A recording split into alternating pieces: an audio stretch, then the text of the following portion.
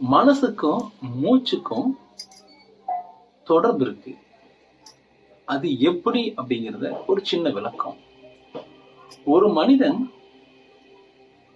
குழந்தையா பிறக்கும் போதிலிருந்து அந்த உயிர் மூச்சானது இயற்கையாவே ஒரு மனுஷன் 100 வருஷம் வாழ்றதுக்கு தான் இயற்கையான உறுப்பு டிசைன் பண்ணிருக்கு. அப்ப பாத்தீங்கன்னா ஒரு நிமிஷத்துக்கு ஒரு மனுஷன் 15 முறை சுவாசிக்கிறான். 15 முறை சுவாசிச்சா அவன் 100 வருஷம் வாழ முடியும்.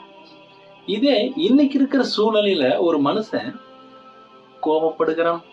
எல்லாருக்கும் கோபம் வரும், அளவுக்கு அதிகமா கோபப்படுறது. எல்லாருக்கும் பயம் வரும், அளவுக்கு அதிகமா பயப்படுறது. கவலைப்படுறது, மனக்கவலைப்படுறது, அதிகமா அழுகிறது. கொஞ்சமா அழுகலாம், அதிகமா அழுகலாமா? அப்ப இந்த உணர்ச்சிகள் எல்லாம் ஏற்படும் போது நம்ம இருதயம் மூச்சும் வேகமாகுது.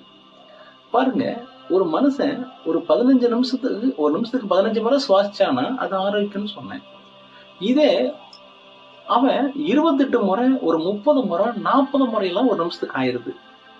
அப்ப என்ன ஆகுதுன்னா அவன் வாழ்நாள அந்த மூச்சை விரயம் பண்ணும்போது அவனோட ஆயுட்காலம் குறையுது. அந்த உறுப்புகளுக்கு வலுவிழக்குது, தேய்மானம் ஏற்படுது. பாருங்க, ஒரு உதாரணம். இப்ப ஒரு ஆமை இருக்கு. அந்த ஆமை ஒரு நிமிஷத்துக்கு 4 முறை தான் சுவாசிக்குது. அத 4 முறை சுவாசிக்குது, ஆனா 300 வருஷம் வாழுது. ஒரு நாய் பாத்தீங்கன்னா ஒரு நிமிஷத்துக்கு 38 முறை சுவாசிக்குது, ஆனா 15 வருஷம் வாழுது. அப்போ ஒரு மனிதனுடைய ஆயுட்காலத்தை மூச்சு தான் நிர்ணயிக்குது. அந்த மூச்சு மனசோட தொடர்பு இருக்கு. அப்போ மூச்சு மனசு பாதிக்கப்பட்டா மூச்சு பாதிக்கப்படும். மூச்சு பாதிக்கப்பட்டா உறுப்பு பாதிக்கப்படும். அப்போ உறுப்பு பாதிக்கப்பட்டா நோய் வரும். அப்போ மனசுலதான் உசிர் இருக்கு, உசிர்லதான் உறுப்புக்கு தொடர்பு இருக்கு.